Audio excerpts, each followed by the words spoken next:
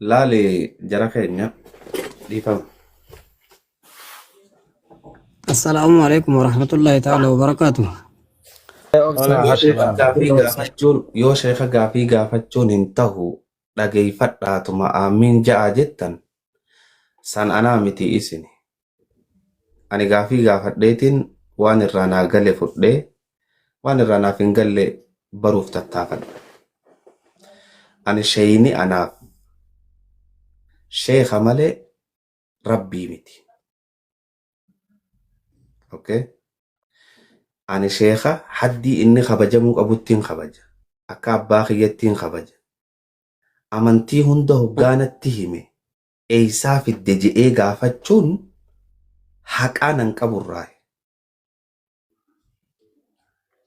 Yoo haqa Amantii hunda kanan hogguun qabdu isittiin.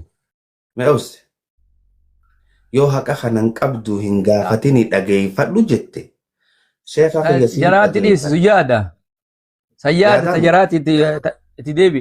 Ta duraarra jechuun deebi. ani warra gartee ahbaaraa fi ruhbaana rabbi godhatee miti jechuu fadheeti kasee haa hubatani.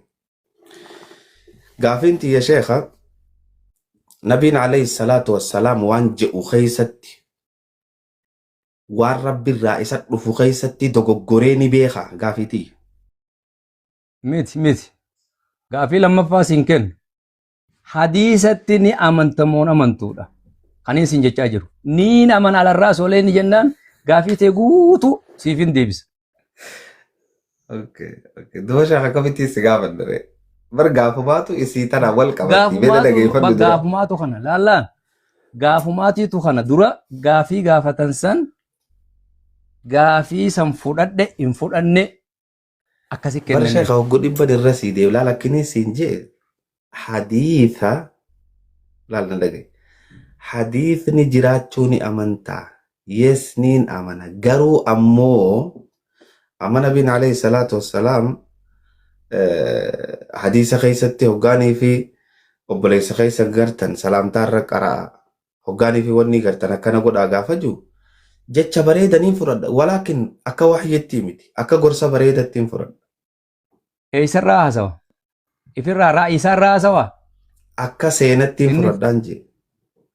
Wanni ogguu haasa'u san mela fakkeenyaaf hanaga anamma hadii laal laal asumarra naa dhaabi asumarratti gizee akkas jeedha kan amma fudhattu san gizee akkas jiru san raayii isaatii falsafaa isaatiin haasawee moo waan rabbiin haasee jeeni qajeelfama kenneef haasee.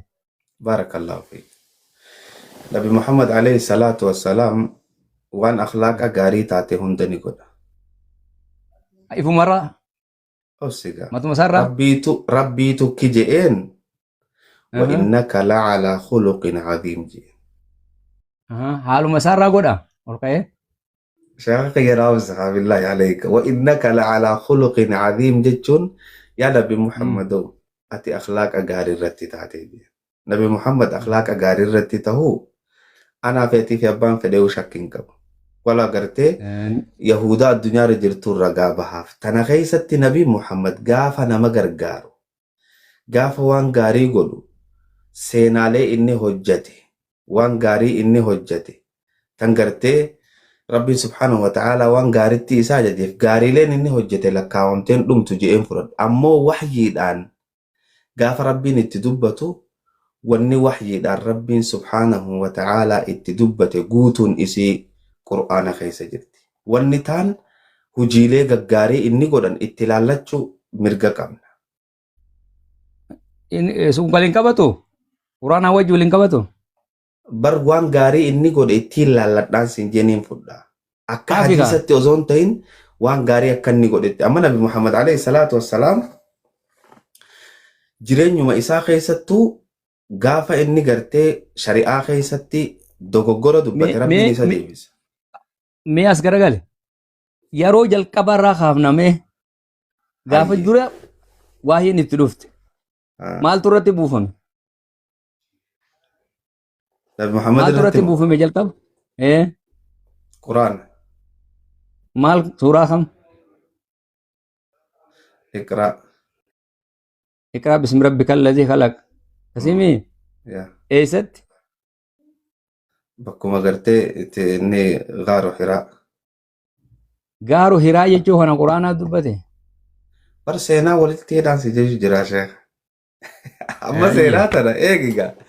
Seenaa Dhageeffadhu gaa. tana seenaa amma gaaru hiraa jennu tana Waan amma laalla kun maali kitaabni kun amma kan argitu kun? kitaaba hadiisaati. Maal jedhama maqaan isaa? Innaan mul'atu kana Sahih al-Bukhari or Muslim moo lamaan keessaa tokko. Sahih al-Bukhaariidhaami? Yoo qaraatee jiraatte Sahih al-Bukhaarii baabu kayfa kaana bad'ul wahyi ilaa rasuulillaahi sallallahu alaihi wasallam jeetti kitaaba kana. Jalqabeenimi. Kasii mire? Yes. Kanani dhugoomsinaami walwaan. لا شك فيه ولا غبار. سينا بريد دودي Akkas. سيشيني ربي سر جالته. Seenaa odeeyse. سينا بريد دودي سيشيني. Seenaa hadiisaa miti. حديث جنبر حديث أجرته حاسوني خيافي خيتيس حديث مجرو أكجرته Hadiisa jechuun meeqoy? Hadiisa jechuun maal jechuu? Afaan istilaa shariitiitti. حديث جتون أكجرته منافتي ولناس وينخنتي حديث نوندي حديث مجرو مو أكجرته استلاح Akka lugaa شرعيتي arabaatitti. وان نبي محمد الرادو في أكا خطبانيتين سيمجر وان نبي محمد الراهوجي في قوتشا في أججينيس دفع جتون. Akkasii mire إيه. baarakallahu fiik. Maal jangaan makka ammanu isaa nu himanitti feetu seenaa jii qabadhu feetu hadiisa Eenyuun jii nu qabadhuuti. hime? Eenyu? Aishaan akka jette. Ayyee. Ayyoo Aishaan haati manasaa. Haa. Hin dhugoomsitu. Mee ofa? Allah. Maal jette imma?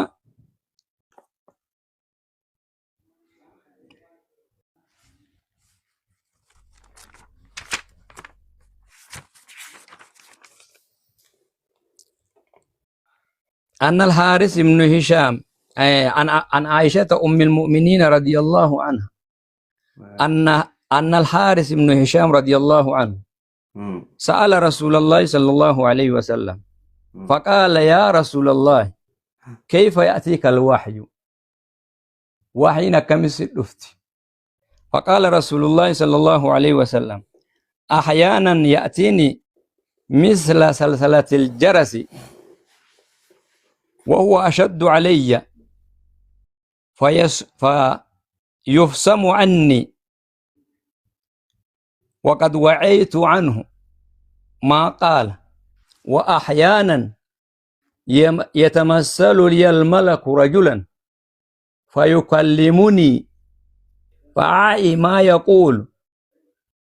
قالت عائشة رضي الله عنها ولقد رأيته ينزل عليه الوحي في اليوم الشديد البرد فيفسم عنه وإن جبينه ليتفسد عرقا. عن عائشة أم المؤمنين أنها قالت أول ما بدأ به رسول الله صلى الله عليه وسلم من الوحي الرؤيا الصالحة في النوم فكان لا يرى رؤيا إلا جاءت مثل فلك الصبح ثم حبب إليه الخلاء